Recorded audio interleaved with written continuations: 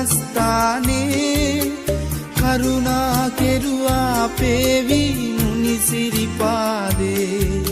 සැදැහැ සිතින් නිවන් කතා දළදා මැදුරේ මල් පිඩුවා ගාත කියා පිතුම් සරණේ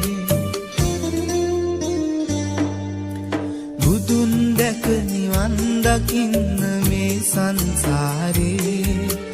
අපි ඇසු බණ මදි වුණාද මේ දම් දීපේ සිල්ගත්තා පින් කෙරුවා දිවාරෑ දෙකේ අතර මං උනේ කොහොමද අපේ ජීවිතේ අපේ